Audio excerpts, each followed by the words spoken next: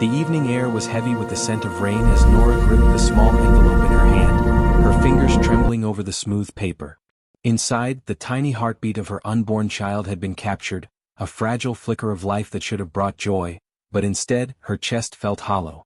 She had rehearsed her words 1,000 times, imagining him smiling, imagining him holding her, imagining him saying everything would be all right. But tonight, the city seemed to mock her with its sparkling lights, each one a reminder of promises broken, of whispered lies she had once chosen to believe. She had loved him with everything she had, and yet, as she pushed open the door to his apartment, the faint strains of music tickled her ears and a dread deeper than anything she had known settled into her bones. The hallway stretched before her, the polished floors gleaming, the air tinged with a scent she once found comforting. Then, the faint sound of laughter, not his, and a movement behind the half-open bedroom door froze her. Peering inside, she saw him, not alone, not the man who had held her fears in his hands, but entwined with someone else, someone new, someone who had no right to be there. Her stomach clenched, and the envelope felt like a stone against her ribs. Time slowed. The city outside faded into insignificance. All that existed was the betrayal, sharp and undeniable. And yet, even as tears burned her eyes, a part of her whispered that she still had a choice, a life to protect, a future that didn't have to be defined by his mistakes. With a shaky breath, she stepped back, closed the door gently behind her, and walked away into the night, not knowing where she would go, but knowing that for her child, she had to keep moving forward. Nora didn't stop walking until the city lights blurred into streaks of gold and gray. Her heart pounded not from fear but from the strange, heavy resolve that had settled in her chest. She found herself in a quiet neighborhood she had never visited, where small houses huddled together like protective siblings and the streets smelled of damp earth and blooming flowers. She rented a tiny apartment above a bakery, the scent of fresh bread drifting through the windows, softening the ache inside her. Days passed in a blur of small routines, grocery trips, folding laundry, making instant coffee, but each evening when the lights dimmed and the world outside grew silent, she felt the baby's subtle movements, reminding her that hope still existed, fragile but stubborn. Work at the local flower shop gave her purpose. Margaret, the owner, never asked too many questions and greeted her with warmth that felt almost sacred. Nora learned to wrap bouquets with care, to smile even when the ache inside her demanded tears. Slowly she began to rebuild, each tiny success, each completed bouquet, each kind word from a stranger, filling the hollow space that betrayal had left behind. And yet, every night when she lay down she thought of him, the man who had promised forever and had broken it in silence. She told herself she was done with him, that she would never return, that she would raise this child with strength and love. But deep in her heart, a quiet curiosity lingered. Would he ever understand the gravity of what he had lost, or would his absence remain permanent? That question, unanswered, became the whisper that would shape her decisions in the years to come, as she discovered the true depth of resilience and the quiet power of letting go. Months passed, and Nora's life began to take shape in ways she had never imagined.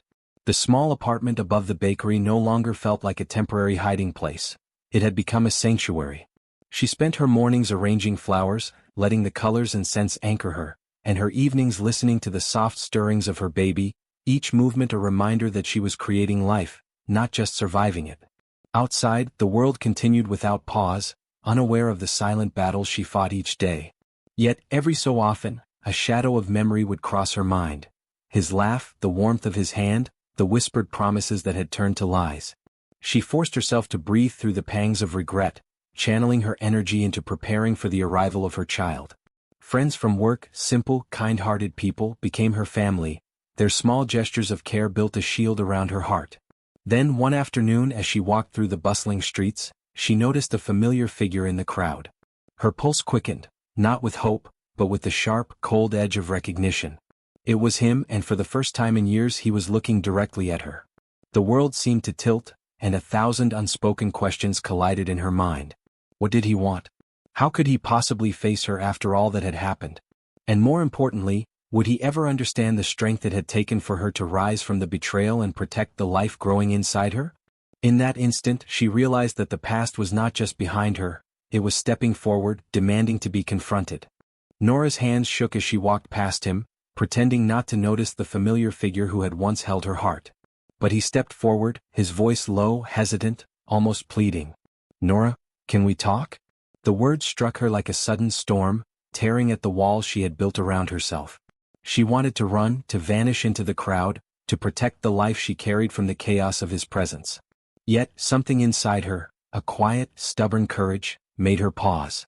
She turned slowly, her eyes meeting his, searching for any trace of the man she had loved, any sign that regret had softened his heart. For a long moment, neither spoke, only the distant hum of the city filling the silence between them. He spoke again, voice trembling with the weight of years lost. "I made a mistake, a terrible mistake. I've thought about you every day, about our child." Nora's chest tightened. Memories of betrayal, heartbreak, and lonely nights pressed against her, threatening to overwhelm her resolve. And yet, as she felt the baby stir beneath her hand, a fierce protectiveness rose inside her. She realized that forgiveness was not a gift she owed him. It was a choice, one she would make only if it honored her strength and the life she was nurturing. That moment, standing on the crowded street with the past and present colliding, became the turning point. She knew that the next decision could change everything, not just for herself, but for the small, beating life she carried. A life that deserved courage, honesty, and a future unshackled by old pain. The days that followed were filled with cautious conversations and unspoken questions. Nora watched him from across the small cafe table, noticing the lines etched into his face, the weariness in his eyes, and the sincerity that had been absent for so long. He spoke carefully, recounting years of regret, moments of realization, and the emptiness that had followed him since their separation. Nora listened, her heart a mixture of skepticism and curiosity, aware that forgiveness was not a sudden act. It was a journey, and she held the map. Slowly, she began to share pieces of her life. The nights spent preparing for their child, the small victories at the flower shop, the friends who had become her family, and the strength she had discovered in solitude. He absorbed every word, sometimes flinching, sometimes nodding, as if the weight of his actions finally sank into the reality he had ignored. One evening, as they walked through the quiet streets, the baby kicking gently within her, he stopped and looked at her with an intensity that made her breath catch. "I don't expect you to forget," he whispered, "but I want to be part of your life if you'll allow me." Nora felt a storm of emotions, anger, fear, hope, but above all, a quiet empowerment. She realized that the past no longer controlled her. She had built a life worth protecting, a life that could include him only if it honored her courage and her child's future. And in that fragile, luminous moment, she understood that true strength was not in revenge, but in choosing how to let someone back into a life they once shattered. Months later, the day came when Nora held her baby in her arms for the first time.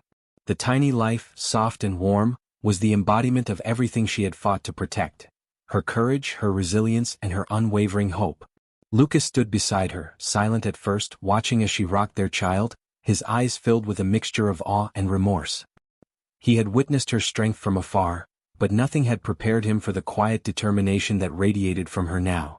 "You've grown into someone extraordinary," he whispered, voice thick with emotion. Nora looked at him, measuring the sincerity in his gaze, the years of regret etched into every line on his face. Forgiveness, she realized, was not about erasing the past. It was about choosing to move forward with clarity, compassion, and boundaries.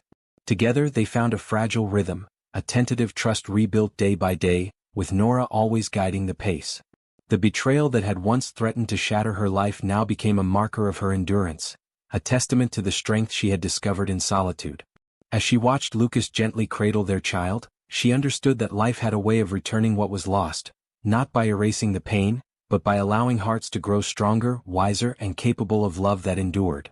In the quiet moments, with the city humming outside, Nora smiled. She had faced the deepest betrayal, yet had emerged unbroken, and her heart, once shattered, now held hope, forgiveness, and the promise of a brighter tomorrow.